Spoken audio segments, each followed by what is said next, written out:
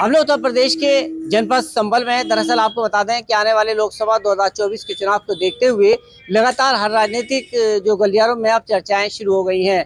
चाहे चाय के होटल पर बैठकर चुस्की लेते हुए लोग अपनी प्रतिक्रिया रखते हैं और उसी बीच चौराहे पर खड़े हुए लोग अपनी लगातार चर्चाएं। लेकिन संभल जो एक बताया जा रहा है कि संभल यहाँ का जो है वो समाजवादी का गढ़ है। यहाँ पर रामगोपाल यादव, मुलायम सिंह, डीपी यादव जैसे लोग यहाँ जीत कर गए हैं।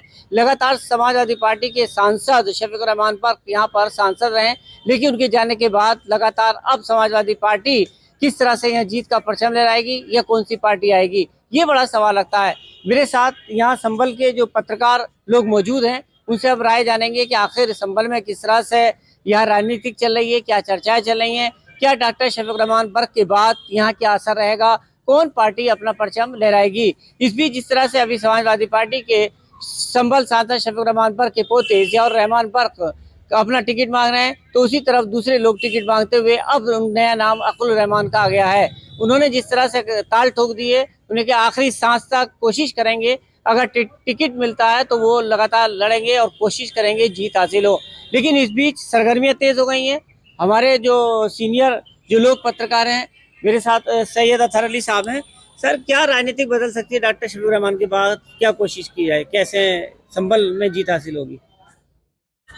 मैं पंजाब केसरी के माध्यम से मैं ये कहना चाहता हूँ कि यहाँ जो भी सांसद सरकार चुने या पार्टी चुने, वो मैं चाहता हूँ कि यहाँ से विकास कराए।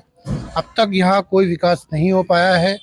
मेरी उम्र जो है 44 वर्ष की हो गई है। मैं यहाँ बूढ़ा हो चुका हूँ। ये देखते देखते लोग आते हैं और चले जाते हैं, वादे करते हैं और वादा खिलाफी करते हैं। अच्छा, जैसे समाजवादी पार्टी, भाजपा या बीएसपी, कैसे इन समीकरण बिगड़ेगा, क्या होगा? ये तो मैं नहीं कहूँगा कि समीकरण बिगड़ेगा या नहीं बिगड़ेगा, मगर मेरा तो मेन मकसद है वो ये है कि यहाँ जो भी सांसद चुना जाए वो हमें बहुत सोच समझ के हम लोगों को चुनना चाहिए और वो जो विकास करे। बस मेरा मकसद ये है कि यहाँ विकास होना चाहिए। मेरी नज़र में यहाँ कोई विकास ना था ना है और शायद मुझे लगता है कि आगे भी नहीं होगा। सर, जिस तरह से लगातार राजनीतिक चल रही है, डॉक्टर बर्क नहीं है, उनके पोते टिकट मांग रहे हैं, अब अकुल रहमान आ गए हैं, भाजपा का जो है परमिशन लाल सैनी, क्या आपके पत्रकार की हैसियत से क्या मानते हैं? अब बीजेपी ने बड़ी जल्दी स्टार्ट किया और बहुत सही स्टार्ट किया है परमेश्वर लाल सैनी को टिकट देके, और अपने पत्ते खोल दिए बीजेपी ने। लेकिन जहाँ तक समाजवादी पार्टी का सवाल है, जिस टाइम डॉक्टर शफीक साहब का इंतकाल हुआ था, अगर उस वक्त टिकट जिया साहब को दे दिया जाता तो ये बहुत अच्छा होता संभल के लिए भी और इस पूरे इलाके के लिए। लेकिन जिस तरह से डिले हो रहा है वो बहुत नुकसानदेह भी साबित हो सकता है, क्योंकि कई लोग अब लाइन में हैं। अभी हाजी रिजवान साहब ने भी ये बयान दिया कि वो भी टिकट के लिए दावेदार हैं। उन्होंने अखिलेश जी से मुलाकात की है और कल ही आप बता रहे हैं कि अकील रहमान साहब ने भी कहा कि वो भी टिकट के दावेदार हैं। नवाब साहब 7 बार के यहाँ के विधायक हैं, वो भी टिकट के दावेदार हैं। उनके बेटे भी टिकट के दावेदार हैं। तो बहुत सारे लोग यहाँ पे लाइन में हैं। तो अगर समाजवादी पार्टी ये टिकट पहले डिक्लेयर कर देती जिस दिन अखिलेश यादव यहाँ आए थे, तो शायद जिया के लिए बहुत आसान हो जाता। आसान हो जाता। क्या मानते हैं, भाजपा या सपा या बसपा, कैसे हैं? बिल्कुल, यहाँ पे जो राजनीति है वो होनी चाहिए मुद्दों पर। जैसे कि यहाँ के बहुत सारे मुद्दे हैं, स्वास्थ्य है, बिजली है, पानी है और रोडवेज की स्थिति आपके सामने है। जैसे कि रोडवेज की आज भी किराए की जगह में रोडवेज चलता है। उन सब चीज़ों को लेकर यहाँ पे जो है हम सांसद चुने और अभी सपा ने तो अपने उम्मीदवारी क्लियर नहीं करा, ये समय बड़ी कमजोरी है, इसलिए बीजेपी मजबूत है। मतलब क्या मानते हैं पत्रकारिता के हैसियत से, किस तरह से आंकड़े जुट रहे हैं, कौन कटेगा, कौन मजबूत बनेगा? जिया की उम्मीद थी कि साहब जिया के लिए टिकट मिलेगा, डॉक्टर साहब की सीट है 12 पुरानी, उनके लिए भी टिकट नहीं मिल रहा, कोई के लिए पत्ता ही नहीं खुल रहा। बताओ क्या होगा? मतलब अभी तक जो है कंफ्यूज चल रहा है। तो किस तरह से जैसे विरासत मानी जाती है, डॉक्टर साहब की पोते आए हैं, क्या इस विरासत को संभालेंगे? वो विरासत तो संभाल सकते हैं, लेकिन परेशानी ये आ रही है कि लोग जो संभल कॉन्स्टिट्यूंसी के उन्हें सपोर्ट भी कर रहे हैं विरासत संभालने के लिए, मगर जिस तरह से लेट हो रहा है टिकट में, ये उनके लिए नुकसानदेह साबित हो रहा है। और जिस तरह से पार्टी के अंदर से आवाज़ें निकल रही हैं, उनके खुद के पिताजी आवाज़ उठा रहे हैं और तमाम जो यहाँ के कैंडिडेट्स हैं, समाजवादी के जो नेता हैं, वो भी टिकट मांगने के दावेदार हैं। तो इससे थोड़ा बहुत असर तो ज़रूर पड़ेगा कहीं ना कहीं। दूसरी तरफ बीएसपी भी है, अभी तक बीएसपी ने भी अपना कोई कैंडिडेट नहीं दिया है। तो अगर बीएसपी का कैंडिडेट आएगा तो भी उनके अपने वोट है, अपना काडर है, वो भी यहाँ वोट करेगा। क्या बीएसपी इसका खेल बिगाड़ सकती है समाजवादी पार्टी का, अगर कोई उतरता है यहाँ पर? देखिए बीएसपी के बारे में ये मशहूर है कि वो चुपके से काम करते हैं, तो वो जो काम करेंगे तो उनका जो काडर है वो अपने काडर के वोट तो लेंगे, और वो जो काडर का वोट है वो उन्हें हमेशा मिलता रहा है, मिलेगा जब तक मायावती हैं, जब तक बीएसपी है, वो उनको मिलना है।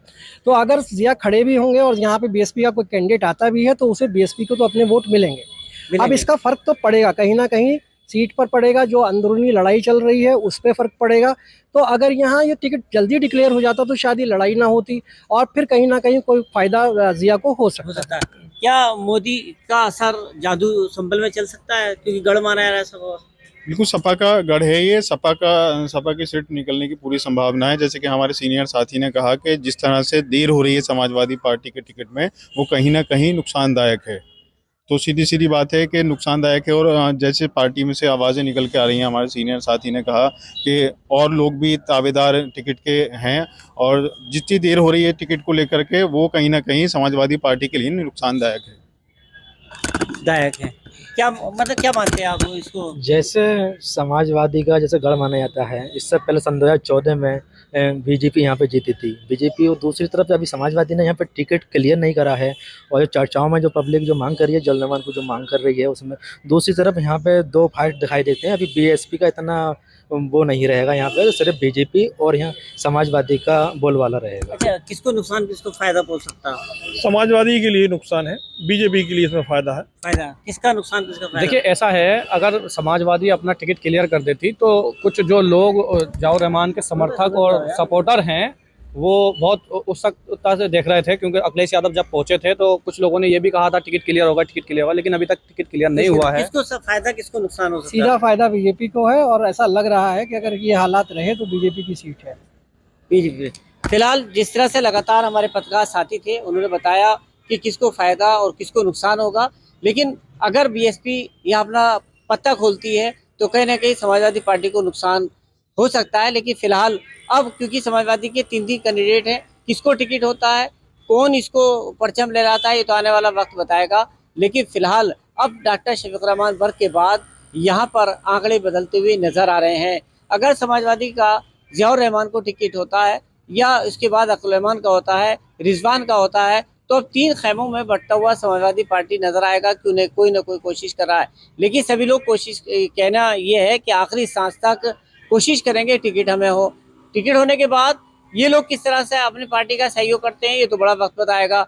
लेकिन फिलहाल संभल में बीएसपी एएमआई अगर आती है तो कहीं ना कहीं समाजवादी का इसमें सेंध लगाने की कोशिश करेगी, और 2014 का जो चुनाव है वो भाजपा की पाली में गया है, जा सकता है। लेकिन अगर यहाँ पर समाजवादी फिर मजबूत होती है और डॉक्टर वर्ग के खेमे को अगर टिकट जाता है तो कहीं ना कहीं फिर मजबूती दिखाई देगी और परचम समाजवादी का लहरा सकते हैं। ये तो आने वाला वक्त ही बताएगा कि कौन किसको लहराता है, कौन किसको जीत हासिल करता है। वीडियो जर्नलिस्ट महबूब अली के साथ मुजम्मिल दानिश, पंजाब केसरी, संभल। हमसे जुड़े रहने के लिए हमारे YouTube चैनल को सब्सक्राइब करें और नई वीडियो की नोटिफिकेशन के लिए बेल आइकॉन को दबाएं। अगर आप ये वीडियो Facebook पर देख रहे हैं तो लाइक जरूर करें और ज्यादा से ज्यादा शेयर करें। धन्यवाद।